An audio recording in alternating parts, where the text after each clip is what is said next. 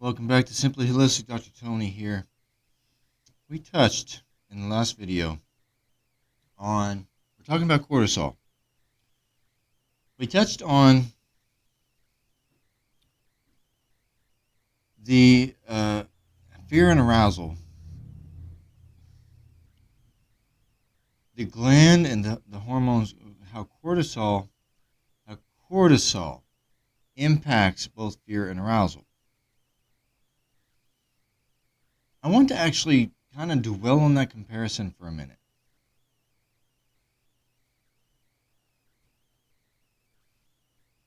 Fear and arousal and your current cortisol levels. So, if necessary, this gland sends a stress signal to the hypothalamus. Okay, I skipped it.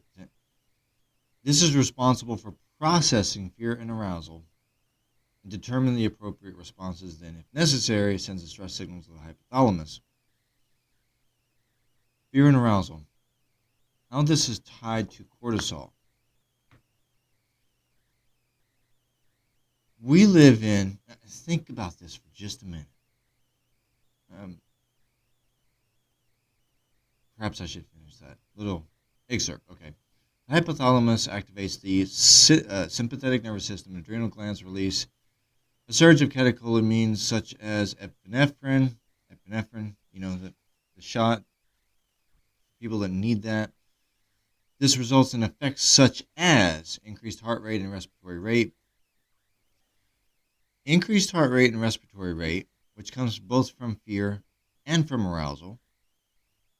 Increased heart rate and respiratory rate as the body continues to perceive the stimuli as a threat. The hypothalamus activates the HPA axis. Cortisol is released from the adrenal cortex and allows the body to continue to stay on high alert. Acutely, cortisol's catabolic mechanisms provide energy to the body. So, after all that, or with all that, cortisol's catabolic mechanisms provide energy to the body. Cortisol is allowing the body fat to be broken down, body tissue, fat's the easiest thing to get to first, to be broken down to provide energy to the body. Therefore, the proper level of cortisol is going to help you to actually burn fat. Now, let's talk more about this. The comparison, the side-by-side, fear and arousal. We live in a society that would prefer, and I know it's crazy, and we shouldn't live under this condition. We shouldn't. We should be able to live in peace. The day is coming when we will live in peace. The day is coming. But right now, we live in a society that overall, in general, this society would prefer to see us living in a constant, continuous state, chronic state of fight or flight. In order to live in that state chronically, the cortisol release would have to, by default, remain sky high. If that is the case, the adrenal gland, by default, would necessarily, it would be stressed so much that first you would go into adrenal fatigue and then adrenal failure. The adrenal gland, by default, would break down and fail. In order to chronically live in the state of being that this society wants us to live in, chronic fight or flight, that will destroy the adrenal gland. Destroy it. If we were to live in that constant state of being. That's the fear part of this. With that said, since arousal is listed right here as well, cortisol is impacting both. It kind of impacted by, also impacting both. If we are living in chronic fear mode, chronic fight or flight mode, that same hormone, same glandular system, same area of the glandular system is tied to our ability to become aroused and even higher aroused.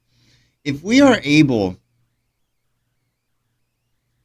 to live in a chronic state of fight or flight, a chronic state of fear, then by default we are able to live in a chronic state of arousal.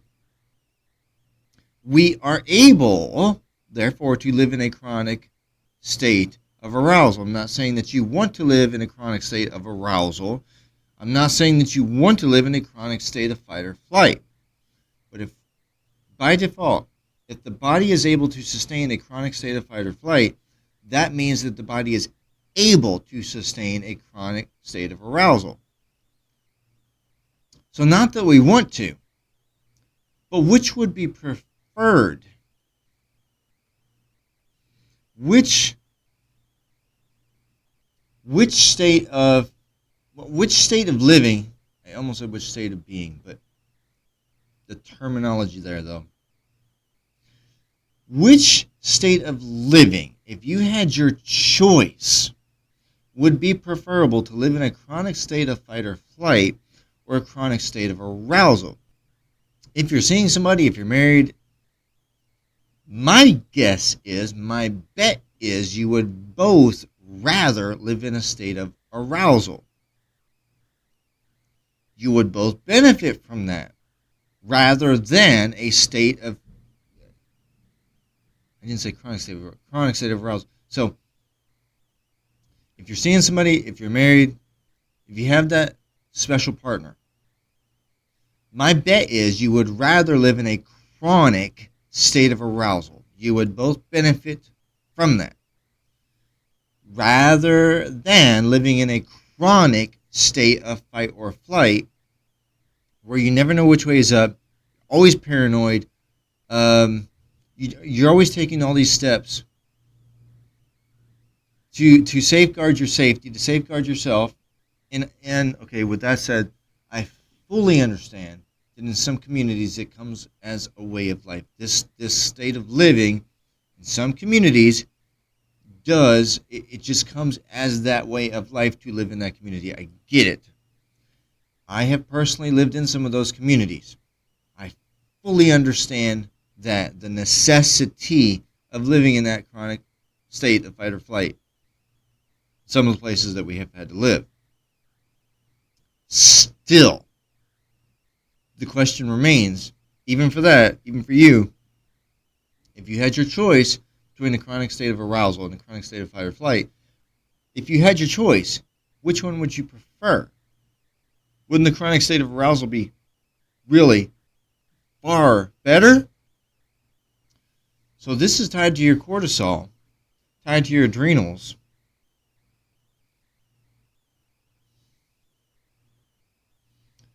And to clarify, to make this absolutely crystal clear,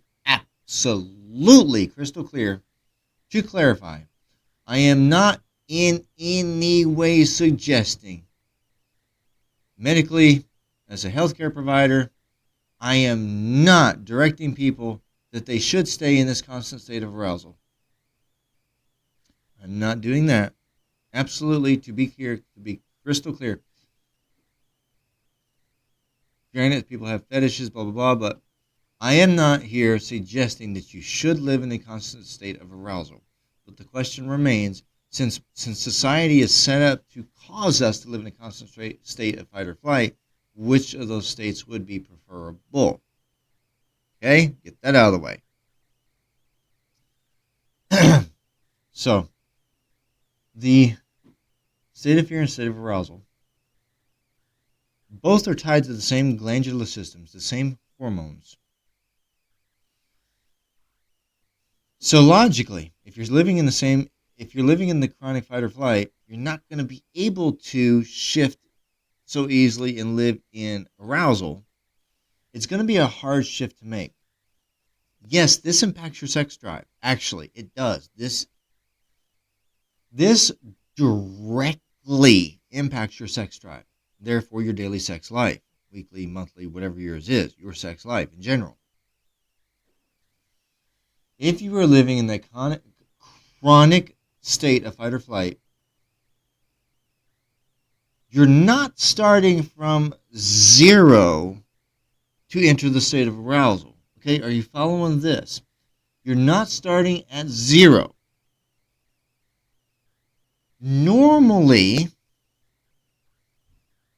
me see if I can paint this picture here. Normally, let's go back to this word of homeostasis. Normally, if our body's at homeostasis, everything is level, flatlined. Normally, we would be starting at ideally, let me say that ideally, not normally, ideally. If we are at homeostasis, then it is ideal. Ideally, if we are starting at homeostasis, in order to enter the state of arousal, we are starting at zero. So if you're starting at zero and you're wanting to enter into the state of arousal, or your partner wants you to enter into the state of arousal, if you're starting at zero, then really all it takes is a little foreplay. Do the tricks that are specific. I say tricks, I know, but do the things that are specific to you to trigger your body to go into the state of arousal. If you're starting at zero, at baseline, all it takes is following the triggers, your specific triggers, to get you into that state of arousal.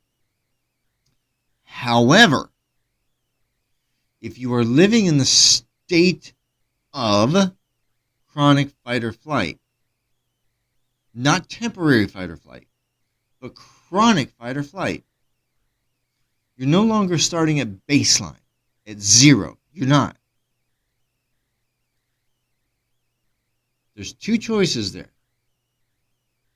You're either starting negative, depending on how the chronic fight or flight has torn your system down, because chronic fight or flight will destroy everything in this body.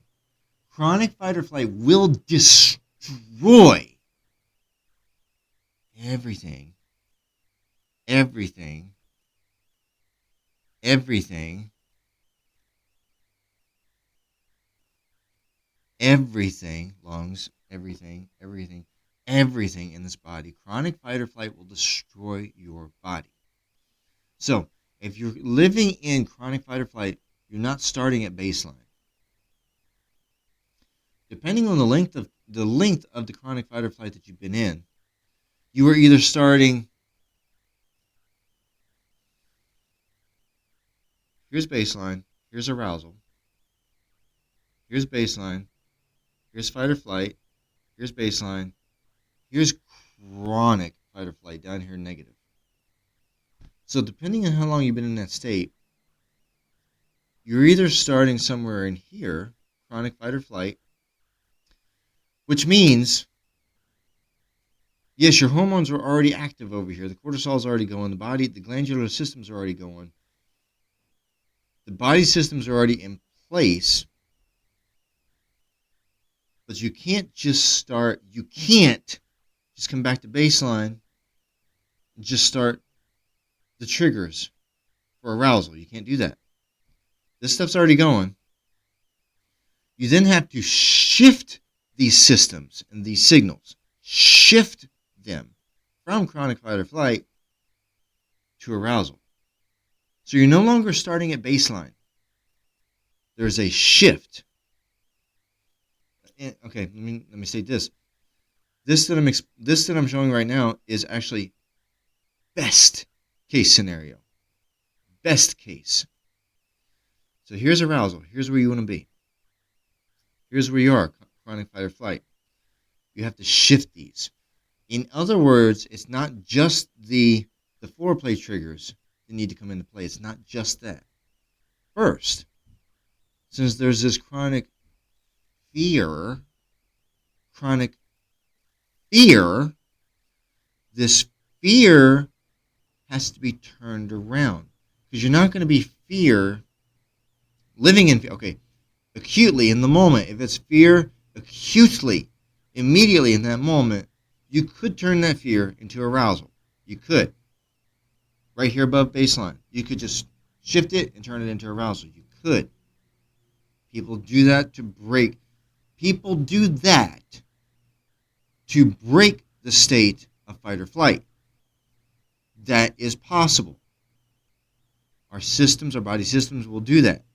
If you're right above baseline, but you're here in the chronic state of fear and you want to get to the state of arousal, not the chronic, but if you're here in a state of fear and you want to get to arousal, boom, you can just cross the line and change that.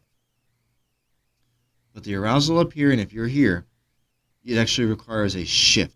Because you're living in fear, you're not just going to go from chronic fear. Chronic, got that? You're not just going to go like a switch from chronic fear over to, oh, boom, let's just be aroused. It's not happening. This chronic fear has to actually be shifted, which means the fear itself has to be somewhat squashed. The fear itself has to be somewhat squashed, so then you can shift to this side of the equation, to arousal. Now, that's a best case scenario. Now, here's baseline. Here's arousal, where you want it to be. Here's chronic fear, chronic fight or flight. And you've been up here for so long, though. You've been here for so long that your body starts breaking down. Watching this, now you come back to baseline, but you're still in chronic fight or flight, chronic fear. Now you're going under baseline. You're going to the negative, under baseline. Now you're down here. So you can even see my hand now. Chronic fight or flight, chronic fear. It is now destroying your body. Do you think you can, to arousal, going from body destruction from chronic fear to arousal with a switch? No. Not only do you have to recover from the destruction, but you also have to shift from fear to arousal. Let that sink in. You are both recovering from the destruction from the chronic fear and shifting from fear to arousal. That's not going to be an easy thing to accomplish. I mean, I'm sorry. Hate to be the bearer of bad news, but that is not going to be an easy shift to accomplish. It's just not.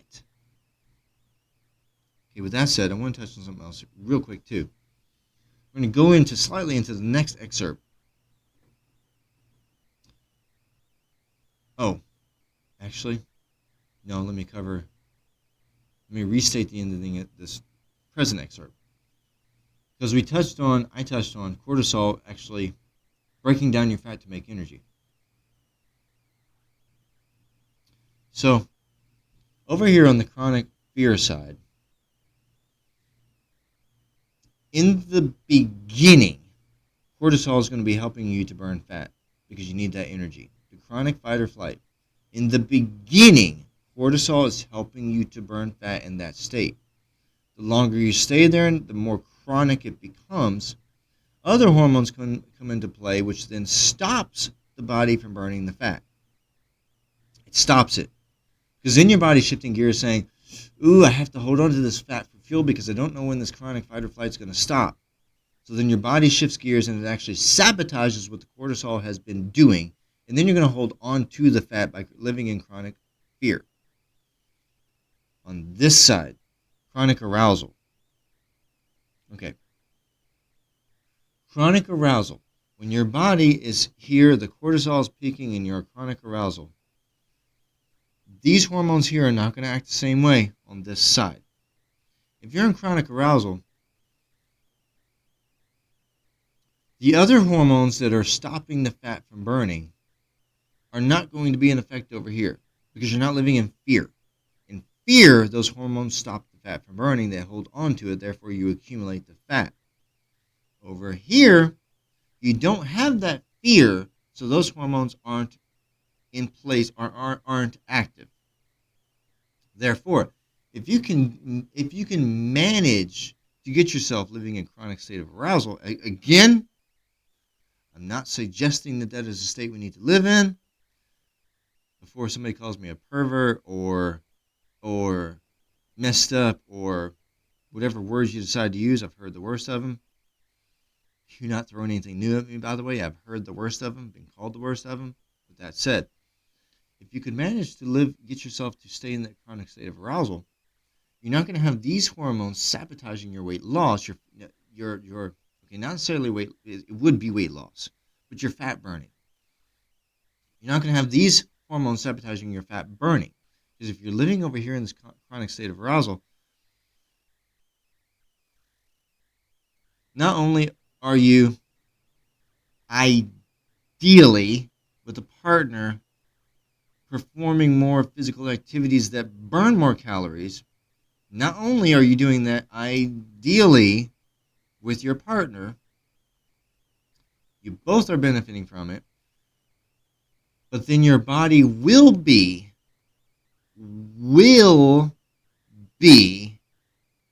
tapping into your fat tissue to keep burning calories to keep you going.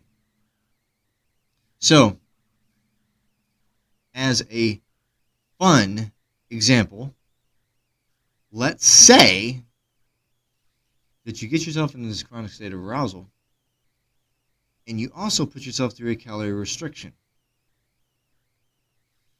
You're in a calorie restriction, so your body's not taking in as much, and you're in a chronic state of arousal, so your cortisol is helping to direct your body to burn through the fatty tissue.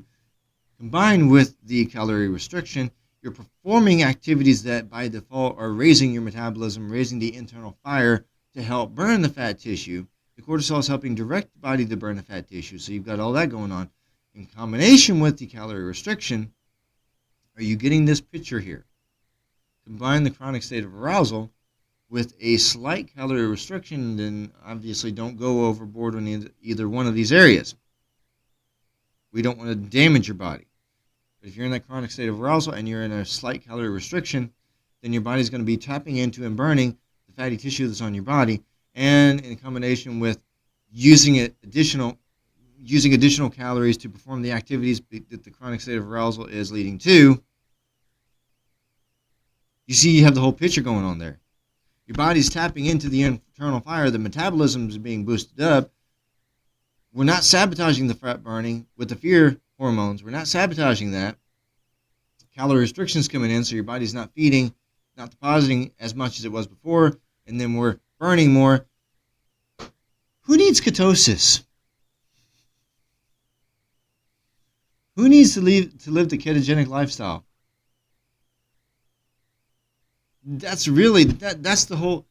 You realize that's the whole selling point of keto. That's the whole selling point. To keep tapping into your fat tissue, to keep burning it, to get it off your body. That's the whole selling point. Who needs that? Get yourself to live in the chronic state of arousal. Get yourself a slight calorie restriction. Allow that chronic state of arousal to allow your performance to match that chronic state of arousal in short-term limited calorie restriction. Who needs keto? By implication, I realize I just said that if you live the ketogenic lifestyle, then you probably don't have a sex life. I fully realize I just said that. I'm not taking it back. I'm not. The ketogenic lifestyle, I will say this, is an effective tool. It's a Band-Aid fix. It's a fad diet. It's a Band-Aid fix, and it's an effective tool short term. Short term. I realize there's doctors out there that seriously promote the ketogenic lifestyle as a lifelong to your grave thing. I have serious issues with that promotion. I have serious issues with that idea. I have serious issues with the supposed science behind that. With that said, yes, I fully realize that I said that if you are living the ketogenic lifestyle, you probably don't have a healthy sex life. And I stand by that assertion. Who needs keto if you can get yourself to live in a chronic state of arousal and you employ a slight temporary calorie restriction? Think of the fatty tissue that you can then burn if you can get yourself to that point. As I said, this is a fun exercise to think about. I'm not. Be clear again, even though I have twice already on this video. Be clear again. As a healthcare provider, as a doctor with a PhD, I'm not suggesting that you live your life in a chronic state of arousal and you have sex 24/7. I'm not suggesting that. Am I against having sex 24/7? No. But am I encouraging have sex 24/7? No. So as a fun exercise, think about that. The amount of calories that you can burn, the amount of fatty tissue that you can burn off your body by combining those two things. All right? Think of and getting your cortisol under. We started this video talking about cortisol. So that with getting your cortisol under control, think of what that would also do to your immune system. Because we know that sex helps boost your health as well. It boosts your immune system. Yes. Healthy, enjoyable sex. Let me say it that way, enjoyable. Enjoyable sex boosts your immune system. It genuinely does. Enjoyable sex boosts your immune system. Think about the health of your body that you can build. Think about the health of your body that you can build by getting all this under control. And then compare that to the health of where you are now. Is there any comparison? I mean, that's only something you can answer. I don't currently know the state of your health. But with that said, get yourself in here. Go to justsimplyholistic.com. Get yourself into our Simply Holistic office. Go through our gamut of testing. Let's see where you are. Let's see where you are. We look forward to seeing and serving you soon.